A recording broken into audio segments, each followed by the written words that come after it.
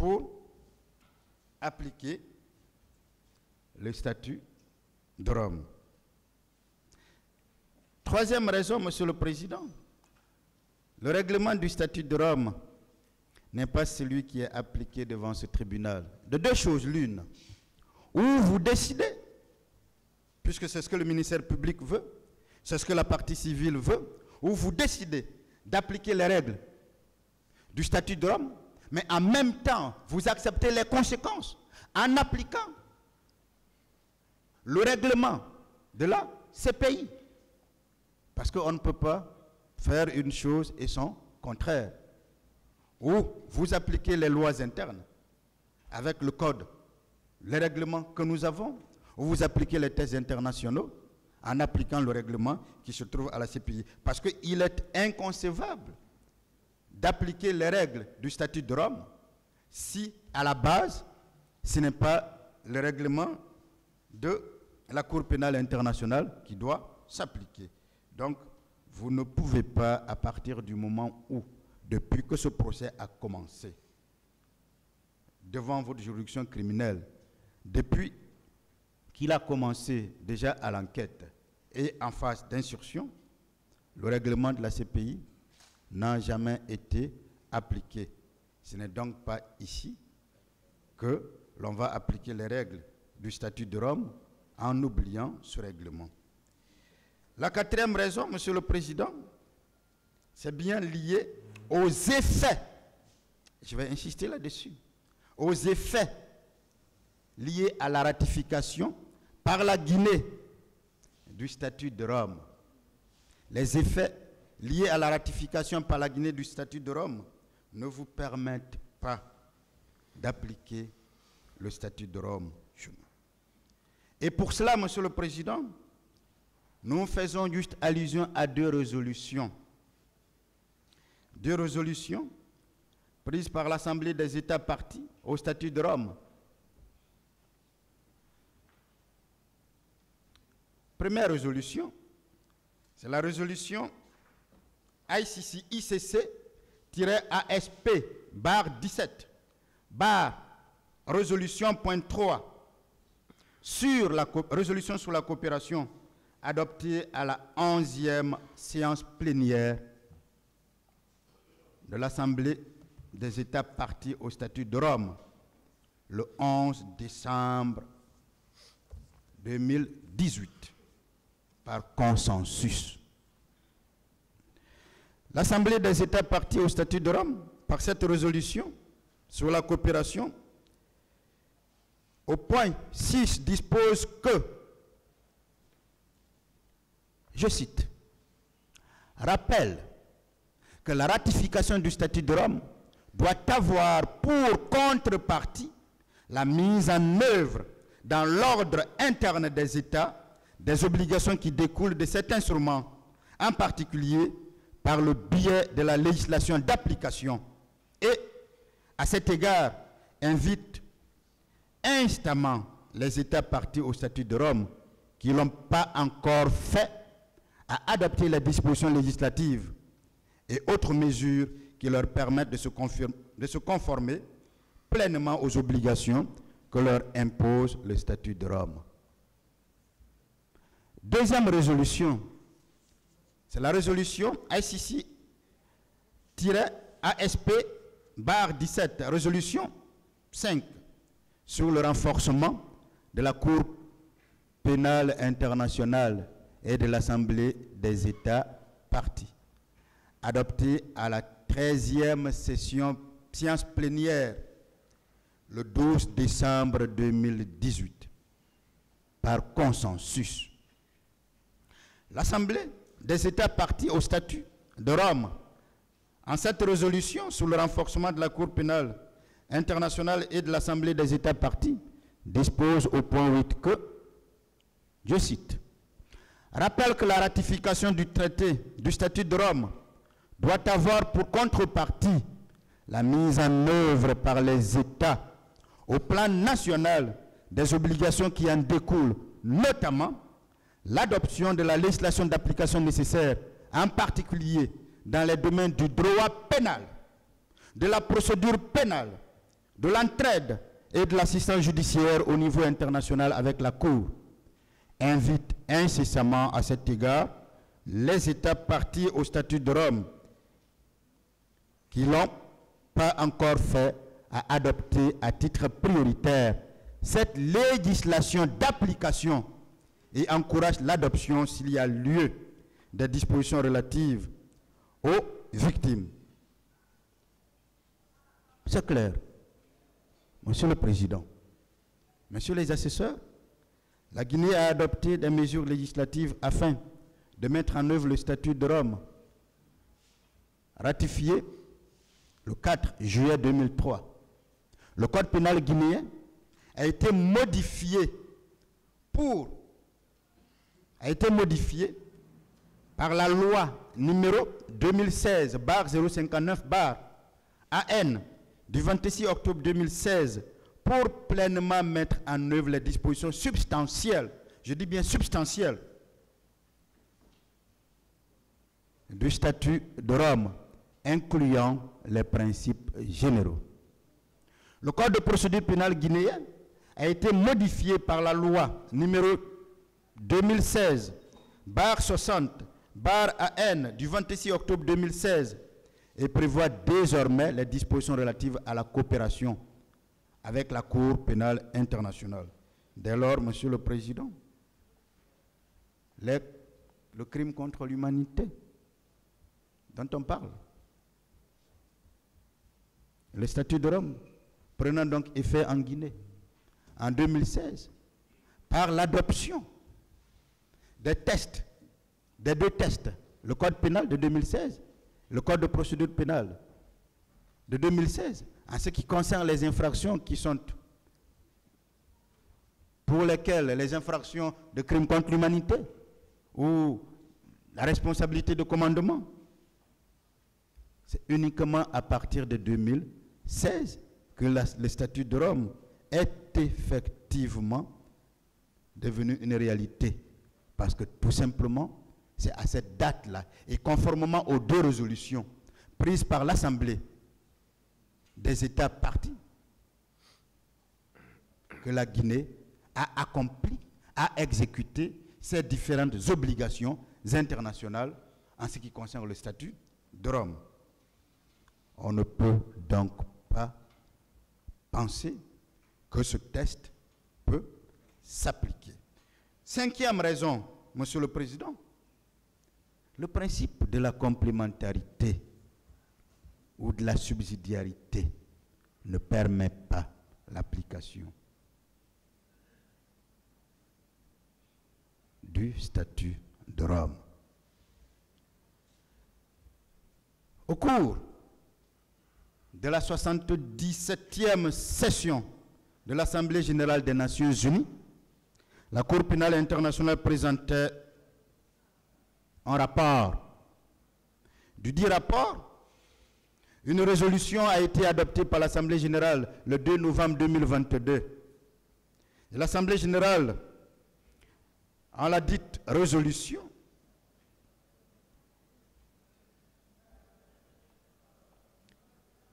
dispose au point 5 que, je cite, Monsieur le Président, souligne que la Cour, étant complémentaire des juridictions pénales nationales au terme du statut de Rome, les États doivent prendre dans leur ordre juridique interne des mesures appropriées en ce qui concerne les crimes en présence desquels ils sont tenus en droit international d'exercer leurs responsabilités, d'ouvrir des enquêtes et d'engager des poursuites.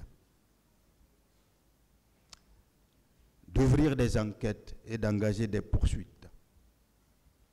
En cet énoncé, Monsieur le Président, Messieurs les assesseurs, l'enquête doit conditionner les poursuites. Et nous en parlerons largement quand nous allons parler de la requalification demandée. L'enquête ouverte selon les dispositions des lois du pays qui appliquent le principe de la complémentarité, la CPI étant complémentaire des juridictions guinéennes. C'est justement pour cette raison, Monsieur le Président, que le 8 février 2010, le procureur général, près la Cour d'appel de Conakry, conformément à l'article 55, alinéa 1 du Code pénal guinéen à l'époque, désignait 3 juges d'instruction, le collège des juges que nous connaissons, pour mener une enquête à l'échelle nationale à propos des événements du 28 septembre. Le 29 décembre 2017, ce pool des juges a donc clôturé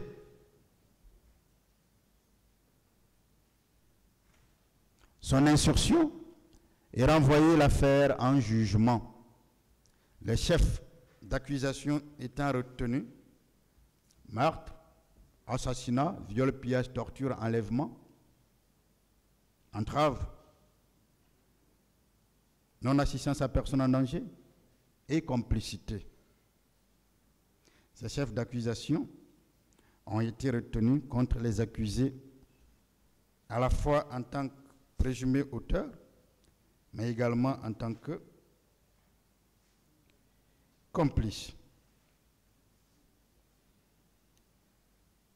Le 25 juin, la Cour suprême a rejeté une série de pourvois contestant la portée de l'instruction et a confirmé la décision des magistrats instructeurs. C'est ce qui a permis d'amorcer ce procès, Monsieur le Président. Voyez-vous, en raison donc de ce principe, du respect de ce principe, de la complémentarité ou de la subsidiarité, les juridictions nationales qui ont pris leurs responsabilités ne peuvent plus laisser la place à la CPI. C'est pour ça que seules sont les règles internes qui doivent s'appliquer et non le statut de Rome. Sur le deuxième volet, Monsieur le Président, lié à la requalification des faits en crimes contre l'humanité et autres responsabilités de commandement ou de supérieurs hiérarchiques,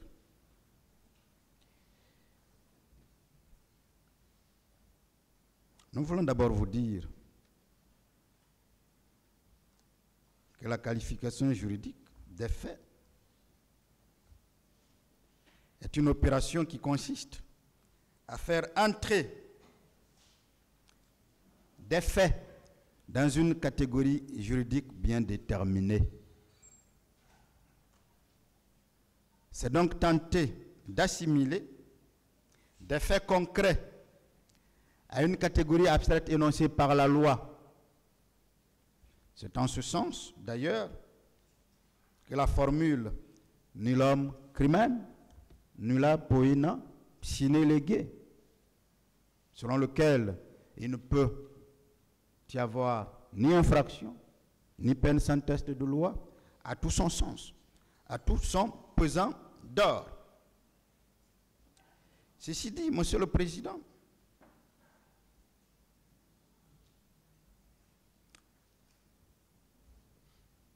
la défense de Dadis, du président Moussa Dadis Camara, elle a déjà dit pendant les débats: ne vous dénie pas le pouvoir de requalification.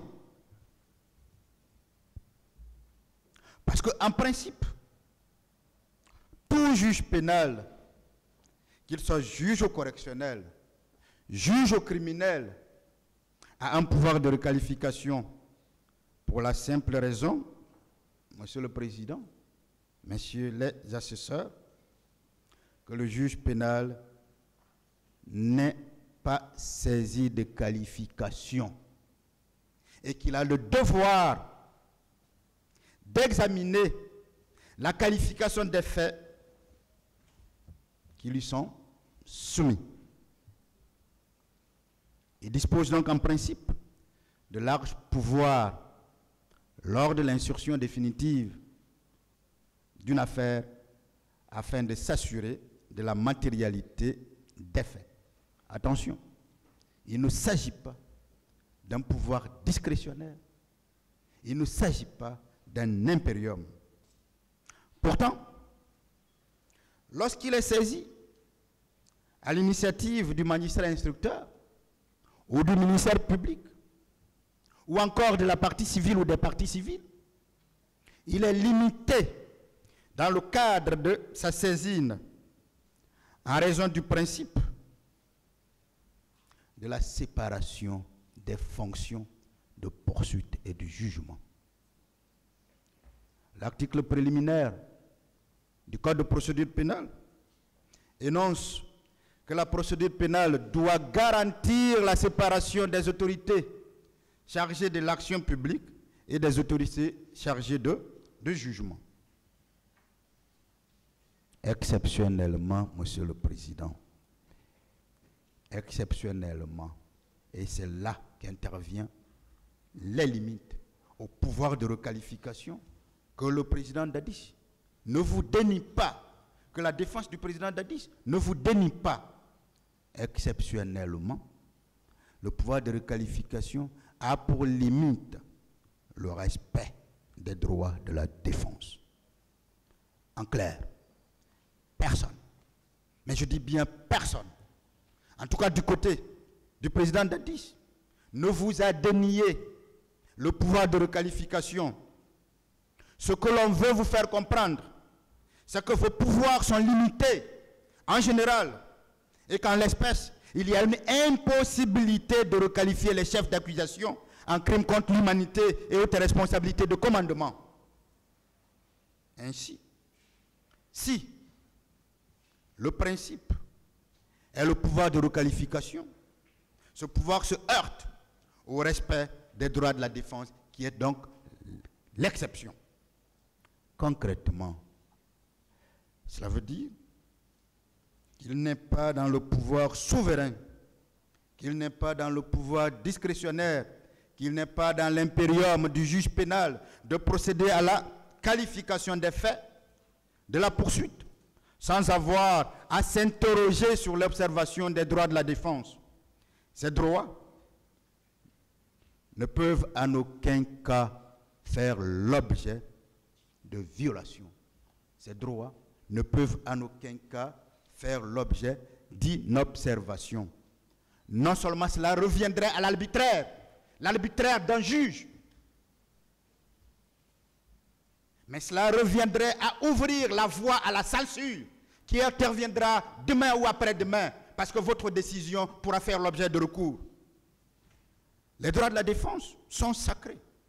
Et les droits de la défense dont il s'agit sont entre autres le droit d'être notifié des faits de la poursuite, le droit d'être interrogé et entendu sur ces faits, le droit de se défendre.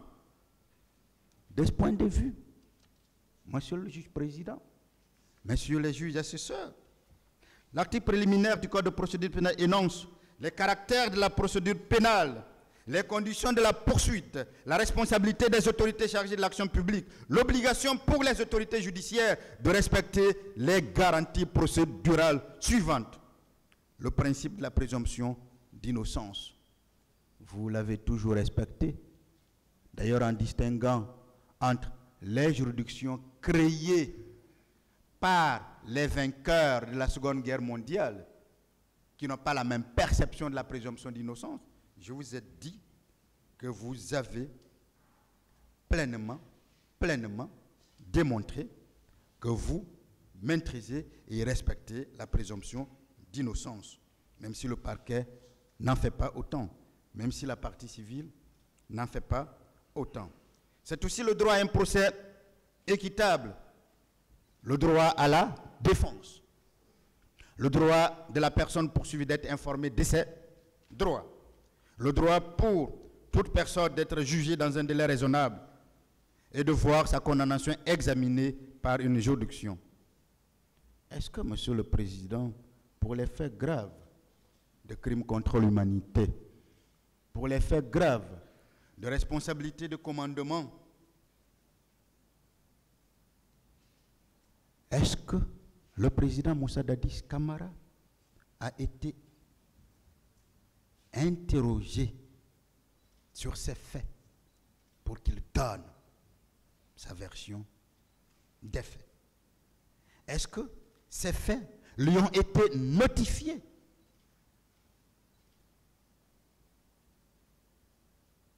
Est-ce qu'il a été entendu sur ces faits? Est-ce qu'il a été entendu oralement ici ou sur PV sur la qualification crime contre l'humanité? Est-ce qu'il a été notifié de faits liés à sa responsabilité de commandement en tant que chef militaire? Puisque le parquet veut faire passer, parce qu'il était président de la Guinée, et donc commandant en chef des forces armées, on veut faire comprendre que ce titre honorifique fait de lui, en dehors de tout conflit, en dehors de tout contexte de guerre, un chef militaire.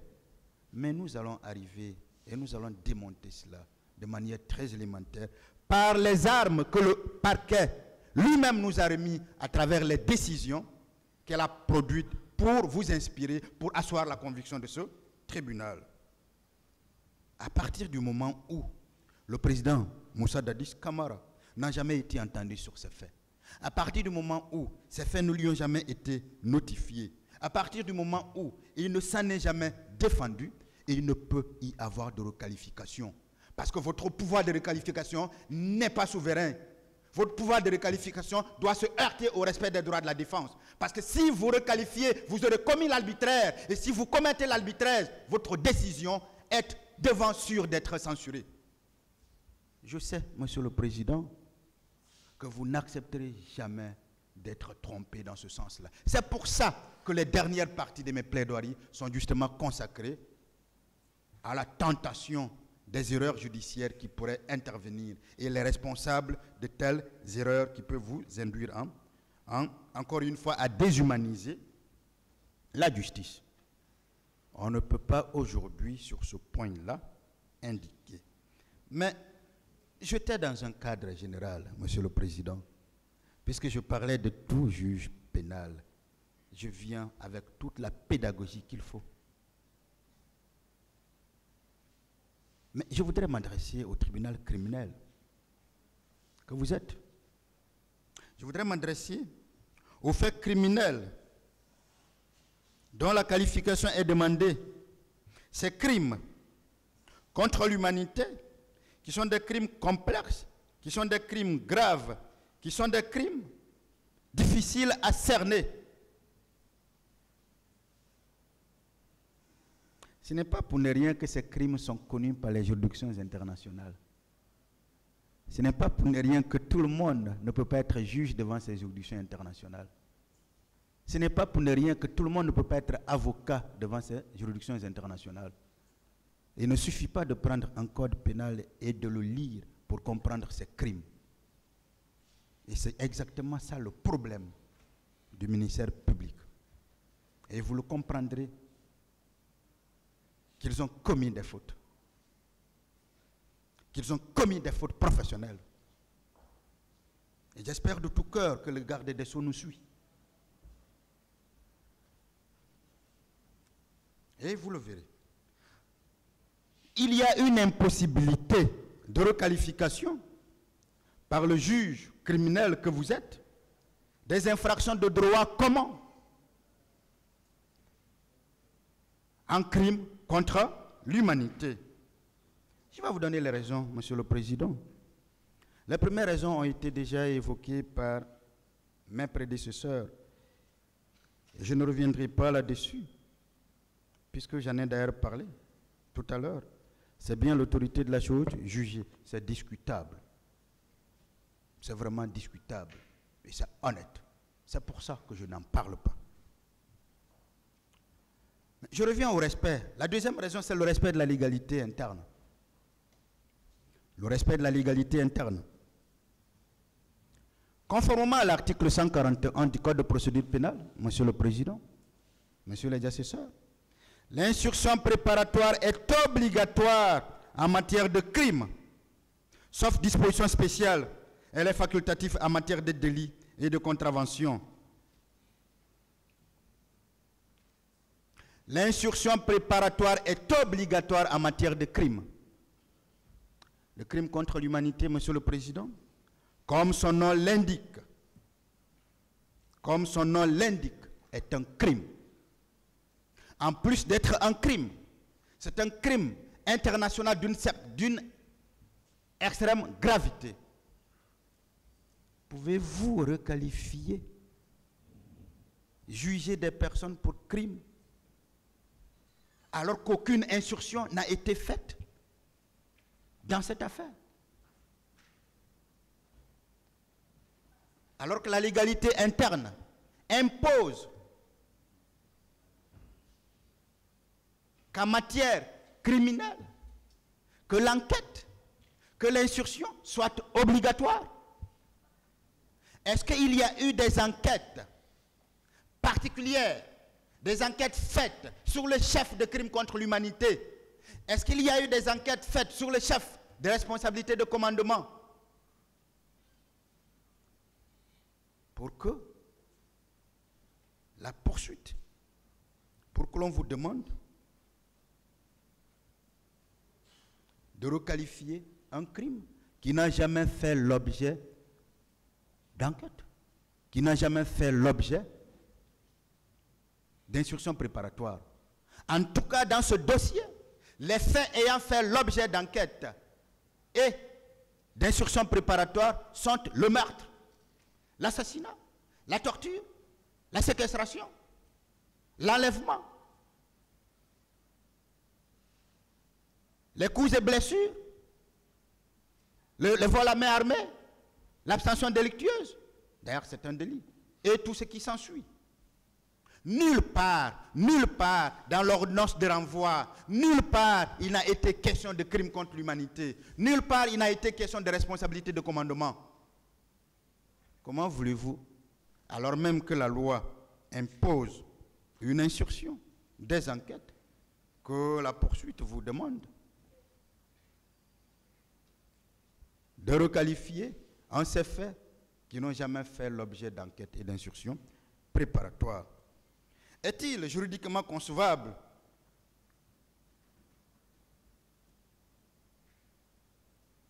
pour un juge pénal, notamment un juge criminel, de procéder à la requalification de faire un crime qui n'a fait l'objet d'aucune enquête, d'aucune instruction, alors que la légalité interne rend obligatoire cela?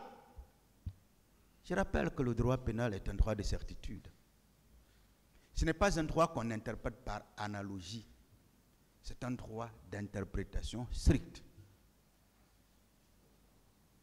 Il n'y a jamais eu d'enquête, il n'y a jamais eu d'instruction préparatoire en ce qui concerne le crime contre l'humanité, en ce qui concerne la responsabilité de commandement, qu'on appelle aussi responsabilité du supérieur hiérarchique, que ce supérieur soit civil ou militaire. Parlant du cas du président Dadi, un supérieur militaire, donc un chef militaire. Il n'y a jamais eu d'enquête dans ce sens-là. Il serait donc inconcevable pour votre tribunal, ce tribunal criminel, d'aller dans le sens voulu par le ministère public, d'aller dans le sens voulu par la partie civile. La deuxième raison, Monsieur le Président, c'est le respect de la légalité internationale. C'est le respect de la légalité internationale. Je vous ai parlé tout à l'heure de la 70e session de l'Assemblée générale des Nations unies.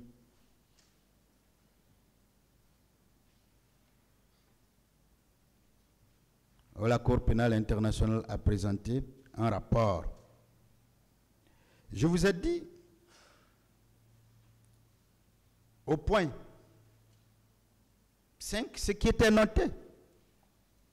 Le rapport a souligné que la Cour, étant complémentaire des juridictions pénales nationales, au terme du statut de Rome, les États doivent prendre, dans leur ordre interne, des mesures appropriées en ce qui concerne les crimes en présence desquels ils sont tenus, en droit international, d'exercer leur responsabilité, d'ouvrir des enquêtes et d'engager des poursuites. Devant un crime international intégré dans l'arsenal répressif guinéen, parce que la Guinée a non seulement ratifié, mais a observé et respecté les résolutions qui obligent, qui constituent la contrepartie pour l'application effective du statut de Rome. On demande que ces crimes ne peuvent être poursuivis, des poursuites ne peuvent être engagées que lorsqu'il y a des enquêtes. Donc la légalité internationale impose également cela. La légalité internationale impose également cela, Monsieur le Président. Donc, tant sur le plan interne que sur le plan international, il est clair qu'il ne peut y avoir l'ouverture de requalification pour une infraction qui n'a jamais fait l'objet d'une enquête, qui n'a jamais fait l'objet d'une insurrection. Le crime contre l'humanité, la responsabilité de commandement, dont font allusion les ministères publics et les parties civiles, ne peuvent être poursuivis, ne peuvent être jugés par vous que lorsque, à la base, il y a eu une enquête, lorsqu'il y a eu une insurrection. C'est la condition sine qua non, c'est la condition essentielle et il ne peut en être autrement. La troisième raison pour laquelle la requalification des faits ici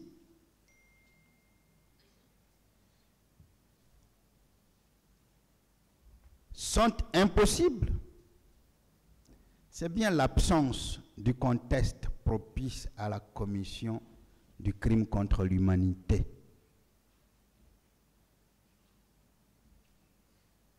L'absence du contexte propice à la commission du crime contre l'humanité.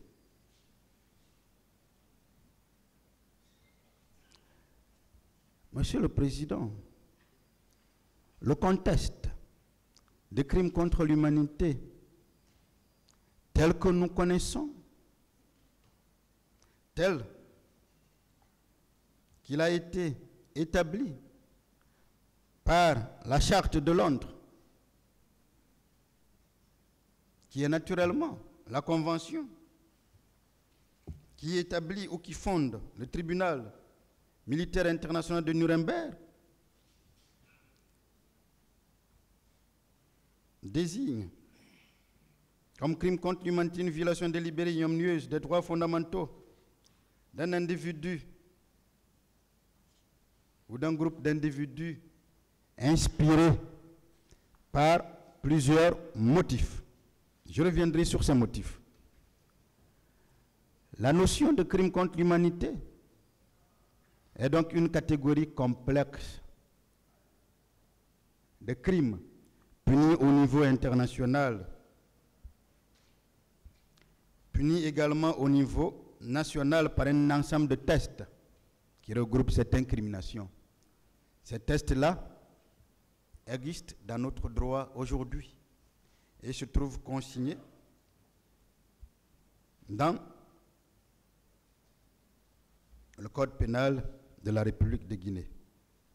Le crime contre l'humanité, Monsieur le Président, tire son origine des 7 principes de Nuremberg. Il faut que ce contexte soit connu pour comprendre qu'il n'était pas propice plutôt au stade du 28 septembre. Le premier principe, tout auteur d'un acte qui constitue un crime de droit international est responsable de ce chef et passible de châtiment. on est avec Nuremberg, on parle déjà de châtiment. Voyez-vous comment la présomption d'innocence n'était pas respectée. Voyez-vous donc comment le ministère public veut que vous vous inspirez de ce tribunal militaire pour agir comme tel. Le principe numéro 2, le fait que le droit interne ne punit pas un acte qui constitue un crime de droit international ne dégage pas la responsabilité en droit international de celui qui l'a commis. Principe numéro 3, le fait que l'auteur d'un acte qui constitue un crime de droit international a agi en qualité de chef d'État ou de gouvernement ne dégage pas sa responsabilité en droit international. Le fait que lorsqu'un chef d'État a agi. Principe numéro 4, le fait d'avoir agi sur l'ordre de son gouvernement ou celui d'un supérieur hiérarchique ne dégage pas la responsabilité de l'auteur en droit international s'il a eu moralement la faculté de choisir. S'il a eu moralement la faculté de choisir. Principe numéro 5. Toute personne accusée d'un crime de droit international a droit à un procès équitable, tant en ce qui concerne les faits qu'en ce qui concerne le droit. Voyez-vous, Monsieur le Président, en parlant de procès équitable à ce niveau, on parle d'un procès du début à la fin. Donc depuis l'enquête jusqu'au jugement, en passant par l'instruction. Ce qui encore implique que l'enquête est obligatoire dans le cas des crimes qualifiés crimes internationaux, que l'instruction est également obligatoire. Sixième principe 6. Les crimes énumérés ci-après sont punis en tant que crimes de droit international. Le crime contre la paix, le crime de guerre, le crime contre l'humanité. C'est en cela que j'ai dit que le crime contre l'humanité tirait sa source du principe de Nuremberg et que si on veut parler du crime contre l'humanité, on ne doit pas oublier le contexte. On ne doit pas traiter cela de manière isolée comme le parquet le fait, comme les parties civiles le font. Principe numéro 7. La complicité d'un crime contre la paix, d'un crime de guerre ou d'un crime contre l'humanité tels qu'ils sont définis dans le principe 6 est un crime de droit international. Monsieur le Président, c'est important à ce niveau. On parle de complicité, de crimes contre la paix, de crimes contre l'humanité. Le président Dadis est renvoyé par devant vous pour complicité. Le ministère public demande de le condamner en tant qu'auteur du crime contre l'humanité. La question qui se pose, est-ce que, alors même que la complicité du crime contre l'humanité est prévue, est-ce que vous, juge pénal, juge criminel, est-ce que vous avez la possibilité, est-ce que vous avez le pouvoir de changer, de modifier la qualité d'une personne poursuivie pour complicité en présumé auteur? Ça n'existe pas. Et le pouvoir, votre pouvoir de requalification ne peut vous le permettre. Voilà une des failles des réquisitions du parquet. La quatrième raison pour laquelle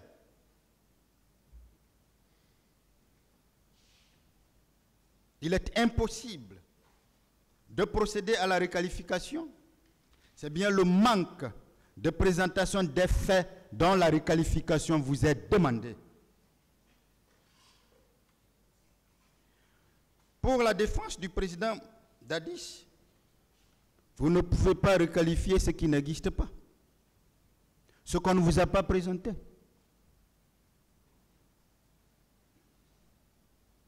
Ce qui vous a été soumis remonte de très loin, Monsieur le Président. Ce sont des déclarations des accusés. Ce sont des déclarations des parties civiles. Ce sont des déclarations des témoins, parfois même morts, puisqu'on a même fait des déclarations du témoin feu général Toto, Mamadou Kamara, alias Toto. Mais les déclarations ne sont pas des faits. Le parquet veut rectifier le tir, alors qu'il a déjà pris un écrit dans ce sens-là.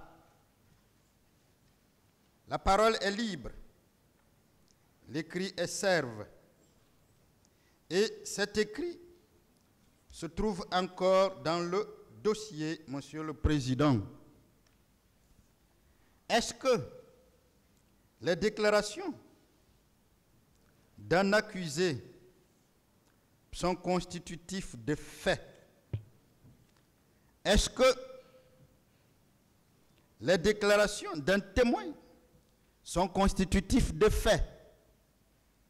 Est-ce que les déclarations d'une partie civile sont constitutifs de faits? En tout cas, relativement au président Moussa Dadis Camara, voici les déclarations consignées dans les réquisitions, ce que le ministère public a qualifié de réquisitions, que moi j'appelle condensé des rapports et de comptes rendus, dit très rapidement, voici ce qu'on qualifie comme ce qui pourrait amener ce tribunal à requalifier les faits contre le président Moussa Dadis Camara. C'est ce qu'on lui attribue. Tous les éléments du régiment étaient armés. J'étais le président de la transition, chef de l'État, commandant-chef des forces armées, premier magistrat du pays et chargé de coordonner les activités de l'État et d'un ministre. Voilà une déclaration. Et pour le ministère public, cela est constitutif de crimes contre l'humanité. Cela est constitutif de responsabilité de commandement. On continue. J'étais informé de la programmation de la manifestation avant mon départ pour l'Abbé. Je m'y étais opposé à cause de la portée historique et la solennité que je voulais accorder à cette journée. Voilà encore une déclaration erronée. Parce que le président Dadis ne s'est jamais opposé à un quelconque meeting, faut-il le rappeler. Il a demandé de surseoir, répétant simplement ce qu'avait pris comme décision son ministre des Affaires politiques. Il avait demandé de surseoir et de changer tout simplement de lieu et de date. Cela a été clairement indiqué ici. Donc, notez dans un procès verbal, estimant avoir transcrit un PV alors qu'on ne voit pas de procès verbal de transcription de PV, le ministère public est en train de falsifier, de tronquer les déclarations du président Dadis. Et même si on s'en tenait à cela, est-ce que cela constitue un fait que l'on doit pouvoir présenter sérieusement à un tribunal criminel pour que ce tribunal criminel entre en requalification? Non. C'est pourquoi je joignais au téléphone vers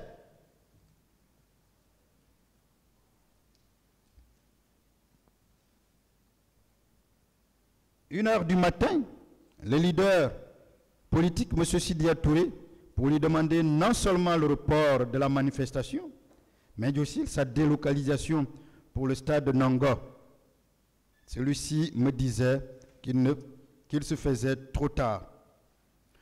Je n'avais pris aucune disposition pratique et idoine pour faire cesser les massacres qui étaient en cours au stade. Et parmi les hommes qui s'y étaient rendus, il y avait le colonel Moussa Tebro et le commandant Boubacar Sidiki Diakité alias Toumba, auquel je n'avais donné aucun ordre. Voilà encore autre chose tronquée.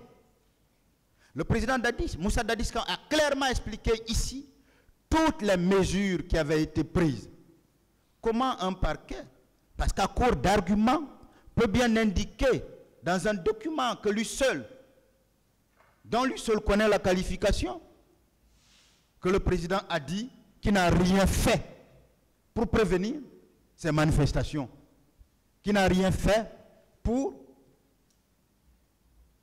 limiter les dégâts. Je pense que de ce point de vue, mes plaidoiries sur l'abstention délictueuse ici, pendant 3 heures de temps, ont été sans ambiguïté. Et personne ne l'a démenti depuis le début. Et personne ne pourra le démentir. Mais même en restant avec ces faits totalement tronqués, pouvons-nous, Monsieur le Président, penser que ces faits constituent un crime contre l'humanité? Ces faits constituent des éléments qui permettent d'engager la responsabilité de commandement du président Moussa Dadis Camara en sa qualité de chef militaire, comme le parquet veut bien le faire comprendre. Je reconnais avoir pris un décret à la date du 2 novembre pour promouvoir en grade tous les militaires, y compris ceux qui s'étaient rendus au stade. C'est une tradition que j'avais héritée. C'est cela encore, cette déclaration qu'on transforme en fait et en crime contre l'humanité. Voilà un ministère public qui veut même dénier à un chef d'État ce qui constitue ses pouvoirs. Le pouvoir de nommer à des postes militaires ou civils. Le pouvoir de décider des grades donnés aux membres des forces de l'ordre et de sécurité. Voilà un parquet. Voilà un parquet qui abuse de ses prérogatives, nous en parlerons d'ailleurs déjà, mais qui dénie ou qui veut dénier à un chef d'État, puisqu'ils ne peuvent pas le dénier, l'exercice de ses prérogatives en tant que président d'une nation. Par rapport à Kalea, je reconnais les recrutements qui s'y étaient effectués et j'avais eu un échange avec mon ministre, à qui je demandais de veiller à ce que les recrues proviennent des 4 régions naturelles du pays. Voilà une déclaration à décharge. Une déclaration pour le président Moussa Dadis Camara, mais tellement que le parquet est omnibulé par lui, s'acharne contre lui, veut faire de cette déclaration un élément constitutif d'un crime contre l'humanité. Je confirme les déclarations du général Ansoumane Kaba, chef d'état-major de l'armée de terre, à l'époque des faits, selon lesquels ce sont naturellement les gens du régiment qui s'étaient rendus au stade et que le regroupement de Kalea était géré par moi et mon ministère de la Défense. Le président Dadis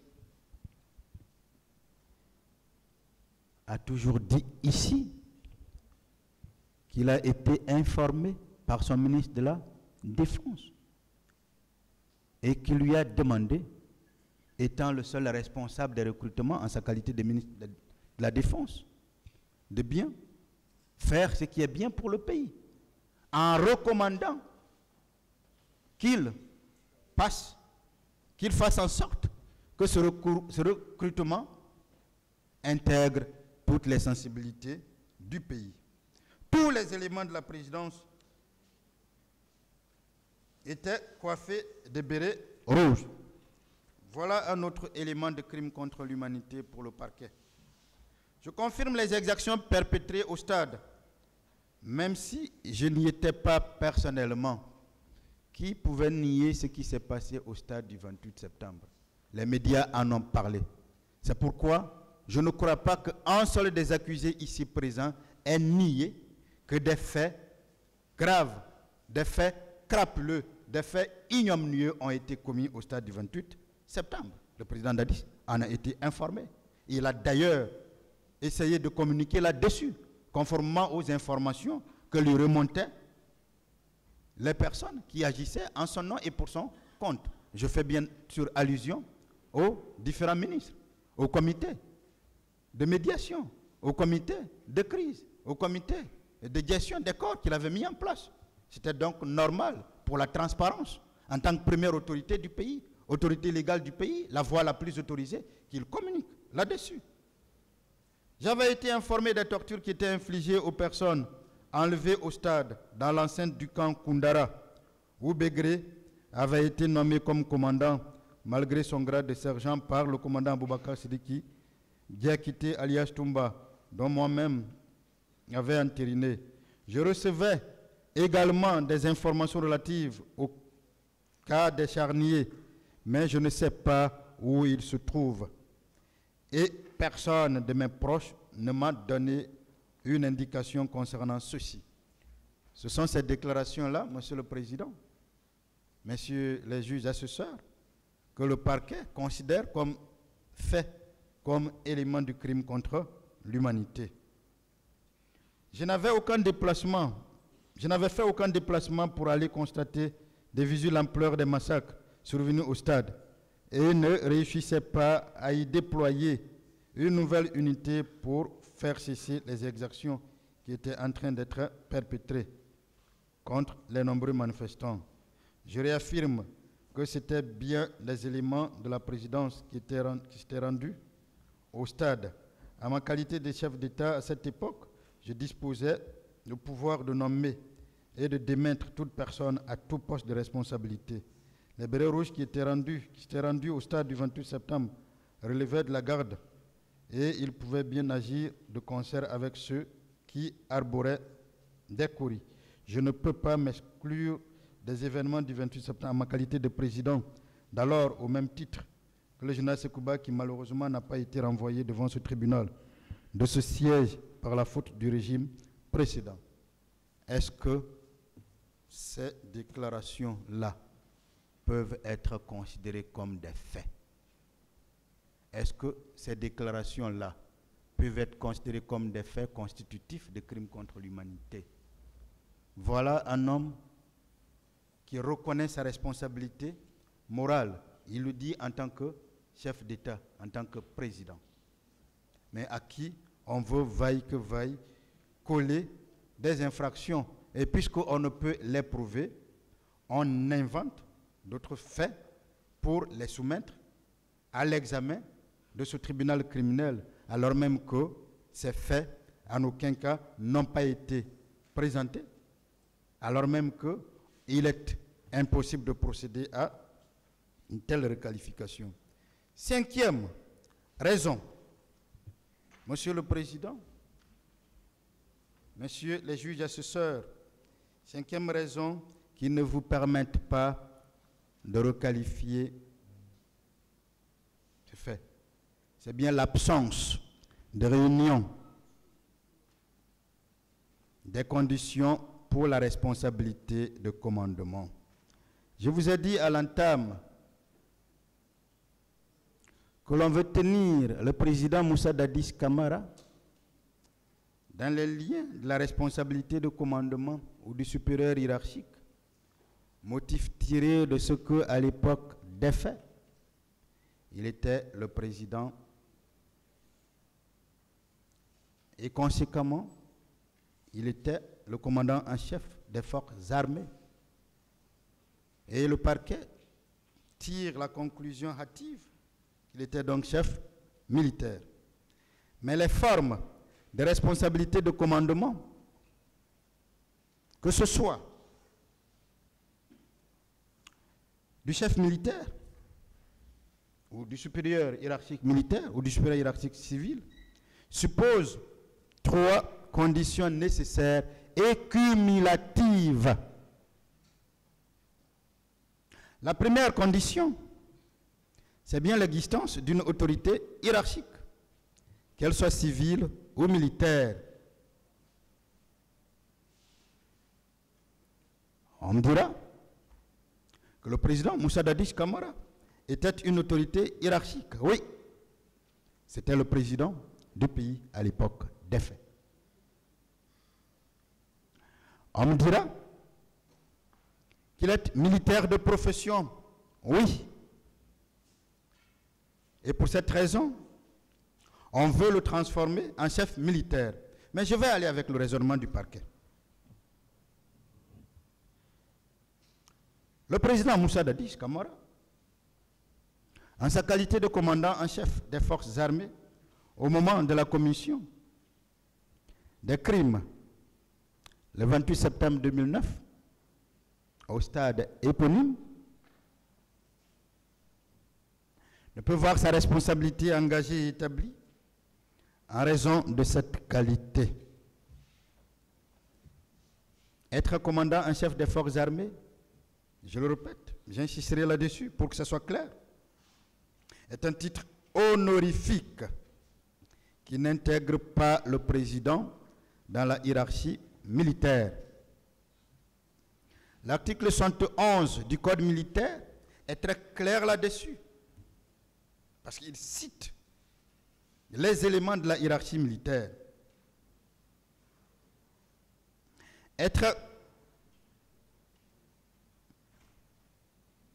Ce n'est pas parce que on a ce titre honorifique. J'ai entendu ici certaines personnes dire que vous inventiez, vous vous bardiez de tout cela. On n'a pas voulu respecter la République en le faisant. Parce qu'il n'appartient pas au président de dire qu'il est commandant en chef des forces armées. Il n'appartient pas au président de dire qu'il est le premier magistrat du pays. Ce sont les lois qui le disent. Ce sont des choses que tout chef d'État hérite. Aussi bien le président Dadis, le président Feu Ahmed Sékou Touré, le président Feu Général Lansana Conté, le président Alpha Condé et l'actuel président, tous sont commandants en chef des forces armées. C'est un titre honorifique. Ce n'est pas un titre qui les maintient dans une hiérarchie militaire pour qu'ils soient sur un terrain, un théâtre de guerre ou de commandement. Ce titre leur confère tout simplement le droit, le pouvoir de nommer, le droit, le pouvoir de présider, par exemple, le Conseil national de la défense. Il en est de même quand on dit qu'il est le premier magistrat du pays. Être premier magistrat du pays fait de vous membre de droit du Conseil supérieur de la magistrature. Mais vous ne siégez pas. Vous avez d'ailleurs un adjoint qui est le ministre de la Justice, garde des Sceaux. Et en matière disciplinaire, même cet adjoint qui est le ministre de la Justice, garde des Sceaux, ne siège pas. Parce que la justice doit rester indépendante. Est-ce que parce qu'on est premier magistrat qu'on vient juger? Est-ce parce qu'on est premier magistrat qu'on porte la robe?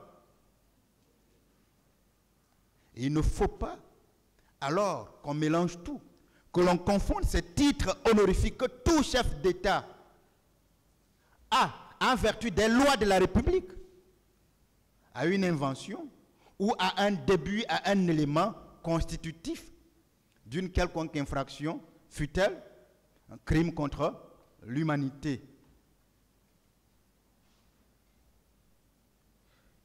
La deuxième raison,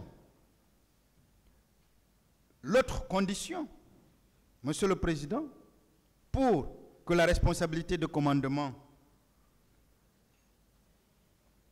puisse porter, c'est bien l'existence d'un contrôle effectif du chef militaire sur sa troupe. Vous a-t-on présenté ici la troupe du président Moussa Dadis Camara? Vous a-t-on présenté les instructions données en tant que chef militaire?